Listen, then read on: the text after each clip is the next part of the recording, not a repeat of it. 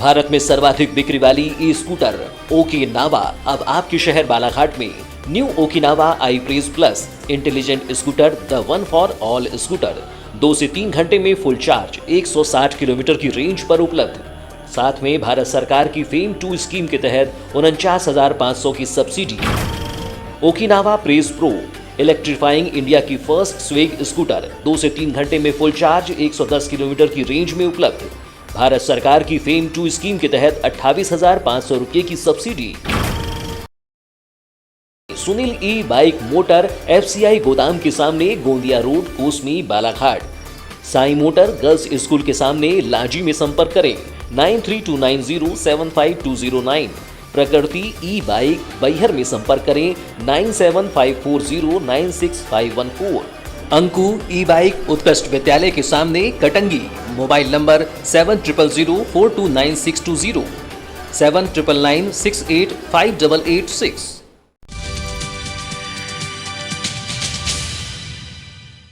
जिले के 134 खरीदी केंद्रों पर आज से शुरू होने वाली धान खरीदी की व्यवस्था समितियों की हड़ताल के चलते स्थगित हो गई है।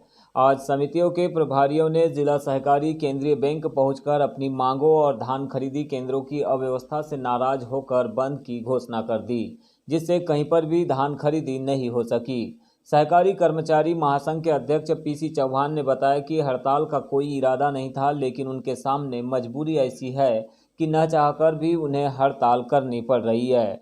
बताया गया कि समितियों ने आज तक जो देनदारी की है उसका करीब 13 करोड़ रुपए का भुगतान विपणन संघ से लंबित है। इसके अलावा सरकार के द्वारा 5 रुपये क्विंटल की दर से लोडिंग चार्ज लगाया गया है, जो परिवहनकर्ता को वहन करना था, लेकिन वह राशि भी अब उनकी जेब से जा रही है। सोसाइटियों की स्थिति ऐसी है कि कर्मचारियों को भुगतान नहीं हो रहा है, जिससे परेशान होकर उनके द्वारा आज से सामूहिक तौर पर निर्णय लेने के बाद हड़ताल की घोषणा की गई है। गौरतलब है कि जिले में प्रशासन के निर्देशानुसार आज से सभी केंद्रों पर किसानों से उनकी उपज समर्थन मूल्य पर खरीदी की जानी थी। इसे लेकर जिला कलेक्टर ने 3 दिन पहले ही आदेश जारी कर दिए थे, लेकिन समितियों की विभिन्न मांगों और केंद्रों में अव्यवस्था के चलते धान की खरीदी शुरू होने से पहले ही प्रभावित हो गई है। इसका सीधा असर अब किसानों पर भी देखने मिल सकता है, क्योंकि खरीफ की फसल काटने के बाद अधिकांश किसान उसे गहानी करने के बाद बेचने के लिए इंतजार कर रहे हैं। और हमारे में कोई उदासीनता नहीं है कि हम ये वाला उपार्जन का काम नहीं करें। विगत वर्षानुसार इस साल भी हम तैयार हैं, परंतु हमारी कुछ अपेक्षित मांगे हैं। हमारी खुद की मांग नहीं है, हमारी खुद की वेतन वृद्धि की बात नहीं है। जिन समितियों में हम लोग काम करते हैं वो समिति की मांग है। हमने कई प्रकार का अपना जो खर्चा किया, हमारी समिति ने जो खर्चा किया है उसका आज तक की देनदारी बहुत सारी बची है। लगभग 13 करोड़ रुपया हमें विपणन संघ से लेना बाकी है। और विपणन संघ का कहना है कि मैंने पासान कर दिया, बैंक का कहना है कि 2.5 करोड़ रुपया सिर्फ मिला है। और क्या नहीं मिला ये हमें स्पष्ट उसकी स्थिति समझ में नहीं आ रही है। हम भी अपनी विपणन अधिकारी से पूछे तो बोले 2.5 करोड़ रुपया मिला है, जिसका अभी तक सोसाइटी को कोई किसी प्रकार से पासान नहीं हुआ। गत वर्ष क्या कि सरकार ने एक लोडिंग चार्ज लगा दी हमारे को 5 रुपया कुंटल के हिसाब से, जो हमसे दे नहीं होता था वो परिवहनकर्ता से दे होता था। वो भी राशि हमारी खुद की जेब से चले गई, हमारी सोसाइटी की पॉकेट से चले गई। सोसाइटी की ये स्थिति है कि आज कर्मचारी को पेमेंट देने के लिए नहीं है। क्या करें हमें समझ में नहीं आता। सामने अगर लेबर आता है, सामने लेबर काम करता है, हर शुक्रवार को उसको पेमेंट देना होता है, समिति के पास पैसा देने के लिए नहीं है। आज ये लेनदारी हमारी इतनी सारी होने के बाद हम दर की सोसाइटियाँ हमारी भीख मांग रही है। अब ये बताएं श्रीमान जी कि हम क्या करें। आज हमने 30/10 को एक अल्टीमेटम माननीय कलेक्टर महोदय को दिया था कि श्रीमान जी हमारी कुछ चंद मांगे हैं, हम आपसे मिलने आए हैं और ये हमें समय दे करके हमारी कुछ मांगों का ध्यान आकर्षण आप करें। चूँकि उस बात को भी कोई ध्यान आकर्षण न करते हुए फिर हमने मजबूरवश विवश होकर के हमने 24/11 को एक अल्टीमेटम दिया है कि निरंतर अभी लगभग 4 दिन बचे हैं धान उपार्जन के। इस बीच अगर कोई ऐसी समझौता स्वरूप या किसी प्रकार की बैठक हो जाए जो हमें आशातीत नजर आए कि हमारा पैसा मिल रहा है या नहीं मिल रहा है, उसके बाद भी किसी प्रकार की कोई कार्रवाई नहीं की गई है। गर्रा मशीन टोला से आज सैकड़ों की संख्या में पुलिस अधीक्षक कार्यालय पहुंचे ग्रामीणों ने विशाल बिसेन, वैभव बिसेन और मोनू भगत के विरुद्ध दर्ज अपराध के खिलाफ पुलिस अधीक्षक को ज्ञापन दिया। इस संबंध में ग्रामीणों ने बताया कि जिस महिला के द्वारा छेड़खानी का अपराध दर्ज कराया गया है, इसकी निष्पक्ष जांच हो, अन्यथा ग्रामीण जन हड़ताल करने बाध्य होंगे।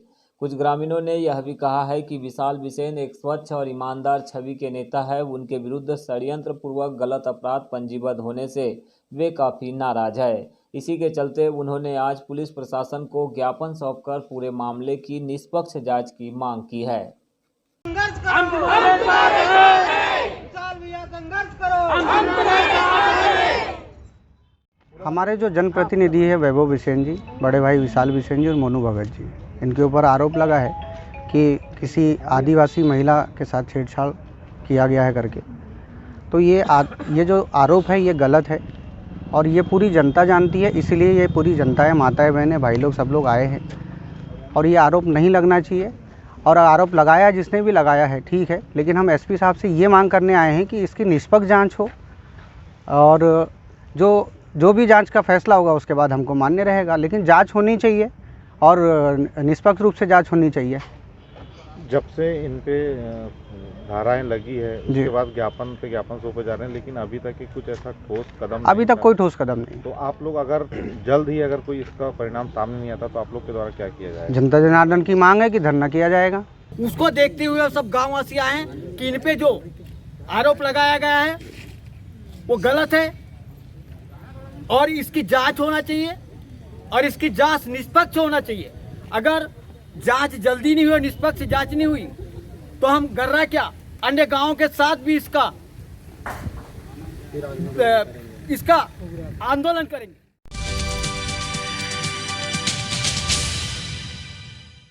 कांग्रेस नेता विशाल बिसेन और उनके भाई वैभव बिसेन के खिलाफ दर्ज अपराध की निष्पक्ष जांच को लेकर निरंतर आवाज बुलंद हो रही है। कांग्रेस की ओर से इस मामले में पहले ही ज्ञापन सौंपकर इसे फर्जी मुकदमा बताया गया, तो वही अब महिला कांग्रेस ने भी इस मामले की संदिग्धता को लेकर सवाल उठाए हैं। साथ ही निष्पक्ष तरीके से जांच के लिए पुलिस प्रशासन को ज्ञापन सौंपा। इस दौरान महिला कांग्रेस कमेटी की जिला अध्यक्ष अंजू जायसवाल ने कहा कि यह पूरा मामला राजनीतिक षड्यंत्र से जुड़ा हुआ है। इसमें कुछ कतिपय लोगों ने आदिवासी महिला को ढाल बनाकर अपनी रंजिश के चलते यह अपराध दर्ज कराया, जिसकी प्रभावी जांच के लिए आज उन्होंने पुलिस अधीक्षक को ज्ञापन दिया। पूर्ण लगता है क्योंकि जिस वक्त की घटना जिस भी महिला ने उनके विरुद्ध रिपोर्ट कराई उस दिनांक को वो 2 दिन तक नागपुर में थे विशाल बिसेन जी। और ये जो मामला है ये किसी महिला ने, कोई सलामी महिला है, उसने विशाल बिसेन और उनके 2 वैभव बिसेन और एक साथी के ऊपर किया। जहाँ तक हम लोगों का ये मानना है कि विशाल बिसेन उस दिन वहाँ पर थे ही नहीं, 7 बजे शाम की घटना बता रहे हैं। तो ये पूरा मामला जो है वो राजनीतिक षड्यंत्र से परिपूर्ण लगता है। इसके लिए हम महिला कांग्रेस की ये मांग है कि इसकी जो महिलाएं कानून का दुरुपयोग कर रही हैं और ये जांच की जाए और एट्रोसिटी एक्ट लगाने के पहले पूरी तरह जांच होना चाहिए।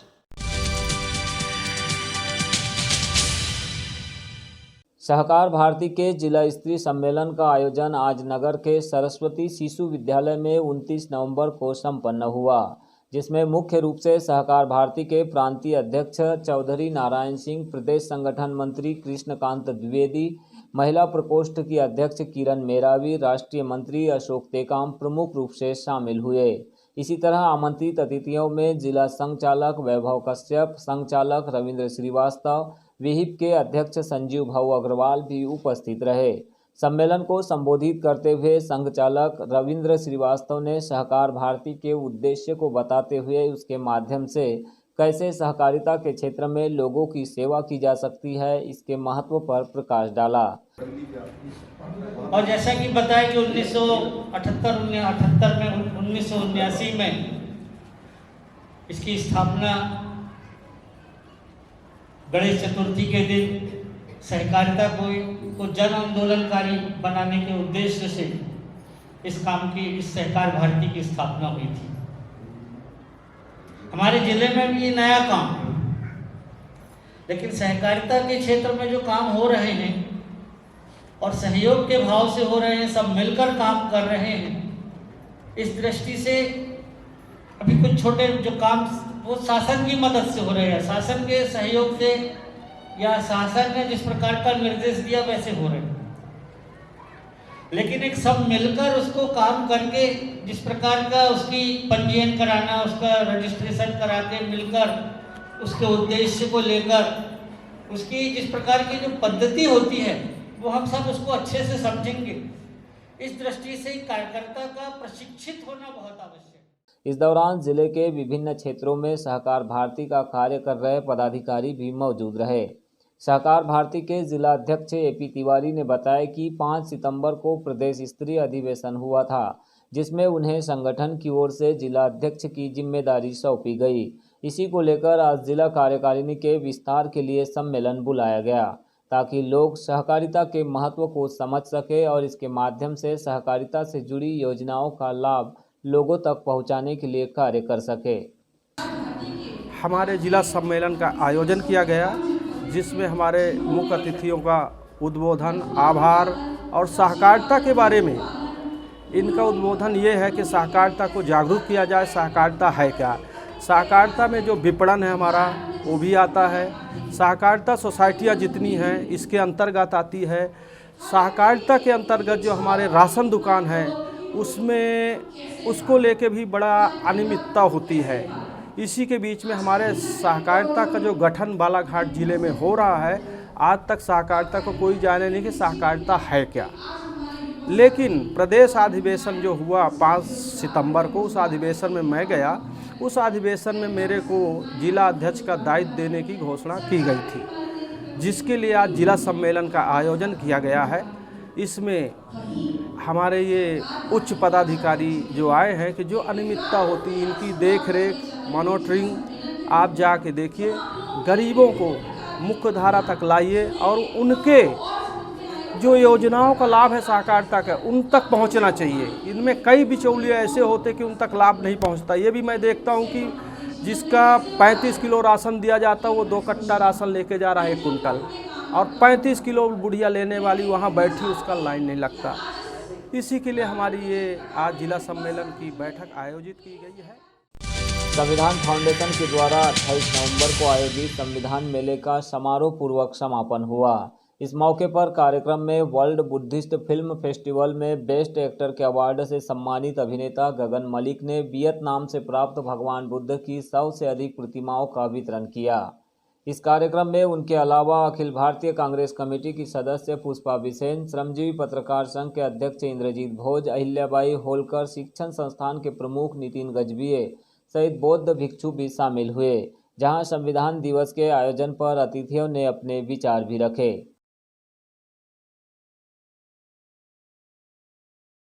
जब तक हम अपने मौलिक अधिकार और कर्तव्य के प्रति सजग रहेंगे तब तक हमारा संविधान सुरक्षित रहेगा, और संविधान सुरक्षित तब तक जब तक हम जागरूक हैं। अभी हम सभी जानते हैं कि डॉक्टर भीमराव अंबेडकर की भारत रत्न है, लेकिन मेरा कहना है वो विश्व रत्न है, ब्रह्मांड रत्न है। यदि वो नहीं होते तो आज हम यहाँ पर नहीं होते, ना हम डॉक्टर बनते, ना इंजीनियर बनते, और ना ही किसी बड़े पद पर आसीन हो सकते थे। एक बार पुनः आप सभी को मैं संविधान दिवस की हार्दिक शुभकामनाएं देता हूँ। बहुत कुछ बोलना चाहता हूँ, समय की बाध्यता है।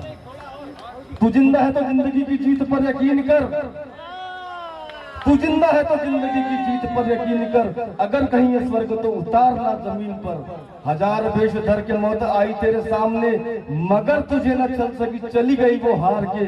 तू वह कदम मिला के चल, चलेंगे हम तेरे साथ। तू जिंदा है तो जिंदगी की जीत पर यकीन कर। एक बार पुनः कार्यक्रम के अंत में संविधान फाउंडेशन के अध्यक्ष सुनील मेश्राम, महासचिव दयाल वासनिक, सचिव रमेश मेश्राम और कोषाध्यक्ष DL हुमनेकर सहित अन्य पदाधिकारियों ने आयोजन की सफलता को लेकर आभार व्यक्त किया। इसके उपरांत शानदार कव्वाली का आगाज हुआ, जिसमें नागपुर के सुप्रसिद्ध कव्वाल प्रकाश नाथ पाटनकर और मुंबई के कव्वाल सुल्तान नाजा ने संविधान दिवस के उपलक्ष्य में भीम गीतों की प्रस्तुति दी। इस दौरान कार्यक्रम में हजारों की संख्या में लोग मौजूद रहे। देर रात्रि से सुबह 5 बजे तक चले कव्वाली के इस दुय्यम मुकाबले का लोगों ने जमकर लुत्फ उठाया।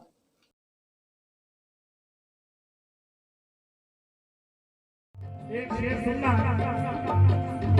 ये शामियाना, ये मंडप डेकोरेशन, ये साज सजावट देखकर 4 मिसरे पढ़ रहा हूं। हाँ देखिए क्या साज सजावट है, ये सब सजाते हैं हम, मगर दिल की दुनिया नहीं सजा पाए आज तक। 4 मिसरे पढ़ रहा हूं ये डेकोरेशन देखकर। आचरण में तो हम ढल पाए नहीं, आचरण में तो हम ढल पाए नहीं, फिर ये दिखावे दिखाने से क्या फायदा। आचरण में तो हम ढल पाए नहीं, फिर ये दिखावे दिखाने से क्या फायदा। संगठन के बिना हमको है बिखरे हुए, फिर ये मेले लगाने से क्या फायदा।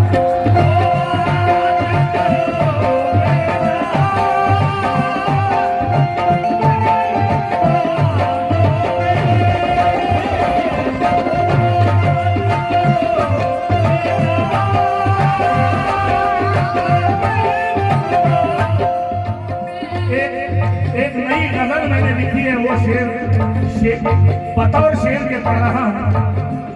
नई गजल लिखी है, इसको शेरों में पढ़ रहा हूं। ये जो हम बार बार जातिवाद, मनुवाद, इनका रोना रोते हैं, एक ही बात लिखी है, क्यों कोसते हो मनुवाद को, क्यों जातिवाद का दुखड़ा रोते हो। छोटी सी बात कही है मैंने सुल्तान भाई,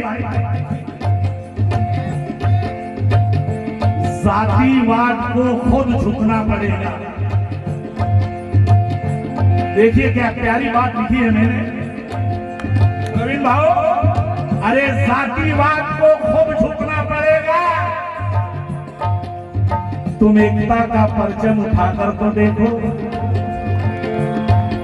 जातिवाद को खुद झुकना पड़ेगा।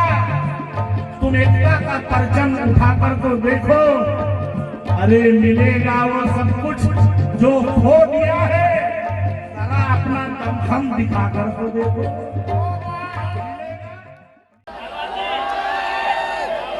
जाम पर जाम पीने से क्या फायदा, शाम को पी शहर तक उतर जाएगी। जाम पर जाम पीने से क्या फायदा, शाम को पी शहर तक उतर जाएगी। अरे बाबा साहब के नाम पे 2 घूंट पी उम्र सारी नशे में गुजर जाएगी।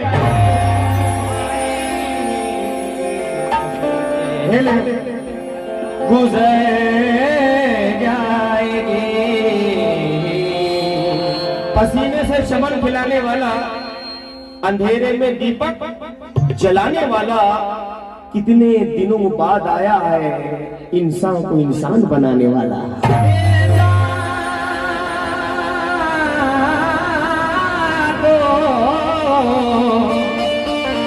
इंसान बनाने वाला, इसलिए कह रहा हूं कि मेरे दिल में आसन